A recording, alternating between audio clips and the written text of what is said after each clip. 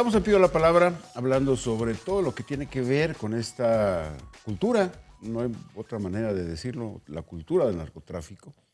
Y a propósito de este tema, uno de los narcotraficantes más buscados, más reconocido y con mayor difusión en todo el mundo, no hay que decirlo, fue precisamente Pablo Escobar Gaviria, colombiano.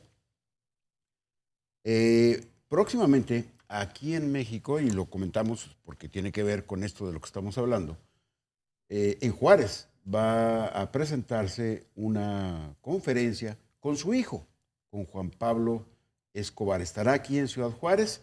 Esta es la invitación para que usted la vea y, bueno, si le interesa, ahí están los datos.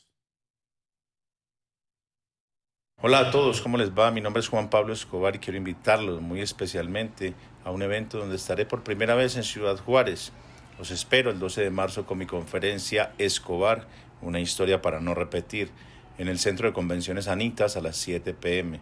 Será una oportunidad para reflexionar sobre el impacto de nuestras decisiones y aprender sobre las historias vividas. Nos vemos allí, los espero, un abrazo de paz para todos. Bueno, ahí tiene la invitación. Poncho, la pregunta es obligada contigo. Tú eres uno de los el organizador de esta conferencia. ¿Qué hay que esperar de la conferencia?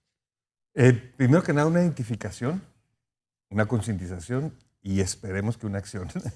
Una identificación porque hablamos ahorita de los años de violencia aquí en Ciudad Juárez, ¿no? Y yo no sé, tú casi tocayas de tener más información que yo. Yo me acuerdo que en aquel entonces se hablaba de 12,000, 14,000. Yo escuché que alguien dijo hasta 20,000 huérfanos de la violencia.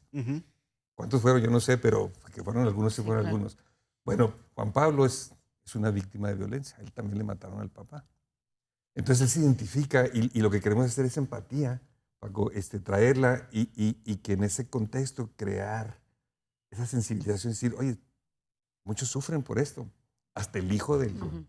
De uno de Y los no se capos. tienen que dedicar a lo mismo, Y no se por tienen que ejemplo, dedicar a lo porque mismo. aquí es totalmente distinta la historia. Exactamente. Se puede salir, se puede resolver. El caso de aquí de Antonio, todo pasó eso, pero ahorita es un hombre de bien. Tiene su propia empresa, lo conozco. Ayuda a jóvenes para que no entren precisamente, hasta dándoles trabajo y enseñándoles para que ellos abran otro taller en la ciudad.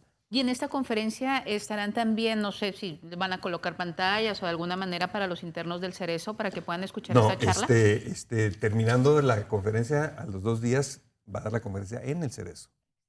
Y ahí sí va a estar emocionante la cosa. Sí, claro que sí, porque es necesario que tengan este tipo de testimonios. Así es. Porque es un testimonio vivo de lo que él pasó, de uno de los más grandes narcotraficantes que ha tenido, que ha tenido la historia, y que finalmente él, su familia, se quedan sin absolutamente nada de lo que tenían, de aquellos millones, de aquellas naves, de joyas, de mansiones, y se quedan en ceros y comienzan una vida totalmente distinta. Así es.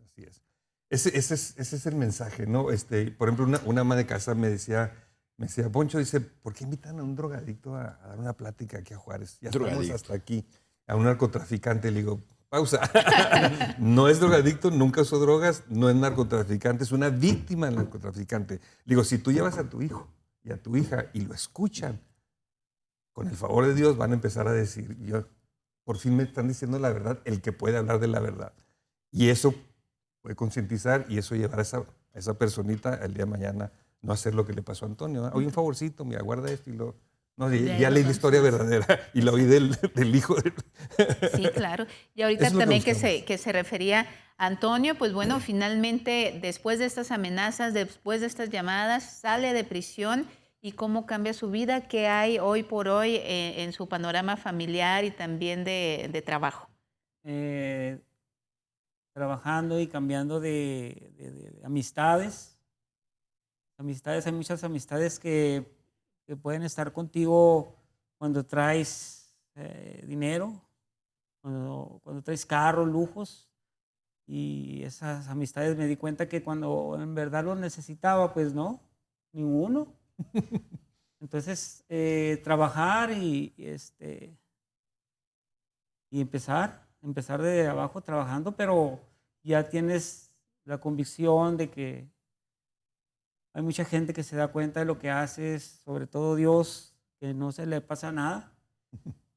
Y eso fue lo que me motivó a mí. Fue donde conocí a Pastor Poncho y empecé a conocer de ese verdadero amor, porque yo hacía lo que hacía porque quería darle a mi hija una mejor vida, a mi hijo, que trajeran buen celular, que trajeran buena ropa y todo eso. Mas, sin embargo, pues eso fue pasajero y ya después, pues, vuelve otra vez la necesidad, pero más que nada el valor de nuestra vida y lo que aprendí fue de que no hay un tesoro más grande de nuestra vida que es la familia, es nuestros seres queridos. Entonces, eso es el tesoro que Dios nos dio, el que tenemos que cuidar y por el cual vamos a tener que dar cuentas tarde que temprano. Sí. ¿Y usted pensaba que los protegía y los estaba poniendo en riesgo? Sí.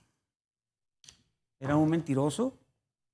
Ahí en la mentira, era un mentiroso porque yo decía que hacía esto para darles mejor vida, pero es una mentira, porque estás dejando que el enemigo llegue a tu familia. No le estoy dando buen ejemplo, no le estaba dando buen ejemplo a mis hijos. Me veían mal, me veían borracho, me veían... Entonces, eso era un mal ejemplo. Entonces, yo no quería que mis hijos volvieran a pasar lo mismo que yo y empecé a pensar de una manera diferente, a buscar de Dios, a trabajar. Y ya después, pues, Dios me ha dado la oportunidad de invitar a jóvenes y yo enseñarles lo que yo sé, lo que aprendí. Y valorar y que se enseñen a respetar a sus padres, que valoren a sus padres. Bueno, con esta reflexión, de verdad que sí nos llega con esta reflexión. Vamos a hacer una breve pausa comercial. Casi estoy segura, volvemos, pero con los últimos comentarios de nuestros participantes. Ya volvemos. Que nuestros